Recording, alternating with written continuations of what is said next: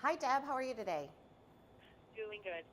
Looking beyond the auto industry to comprehend what's happening in social, technological, economic, environmental, and political arenas, Ford reveals insights in the 2018 Trends Report. Joining us now to discuss the report is Manger Global Consumer Trends and featuring Sheryl Connely.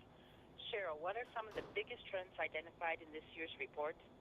There's some really interesting things. We looked at how there seems to be this low simmering anxiety worldwide and how people are responding. And one of my favorite trends is that we see a rise in compassion. There's been a spotlight on kind of the human suffering around the world, and people are saying, I can't ignore that, and I want to play a part in doing more. So I think that's something very uplifting in what we're seeing in terms of how people are behaving around the world. How does this report compare to previous years? It definitely has a much more somber tone. Around the world, people are seeing dramatic changes, and the scale of those changes are quite significant. And the way that people are responding is quite polarized. Some people look at the changes and say, this is finally a step in the right direction, best thing that ever happened. And then the other end of the spectrum, there are people who are saying, oh my gosh, this is the beginning of the end.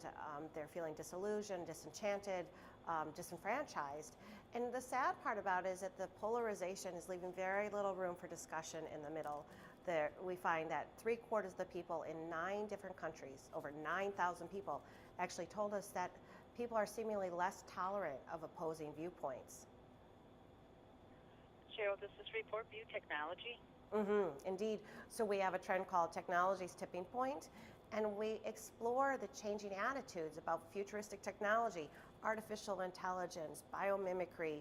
You have autonomous technology. These are things that we've talked about in the future state, but they're actually already here. Indeed, yesterday Ford announced a $900 million investment in one of our plants in Michigan, which will build a self-driving vehicle. How is the research applied in Ford's day-to-day operations, and why do the trends matter? So it takes us about 3 years to take an idea and actually bring it to market. So inside the company, whether you're a designer, engineer, purchasing, IT, every single person in the company is tasked to try to understand what consumers are going to want somewhere into the future. Sometimes it's 5 years, sometimes it's 20 years. And so we are constantly focused on the patterns that can give us clues about what are the forces that will shape consumers' values, their attitudes, and behaviors. Cheryl, is there anything else you'd like to add about the 2018 report? Well, I hope that your audience will take a look at the details at fordtrends.com. I'd like to thank you for taking the time to talk with us today. Have a great day. You too. Thank you. You're welcome. Bye.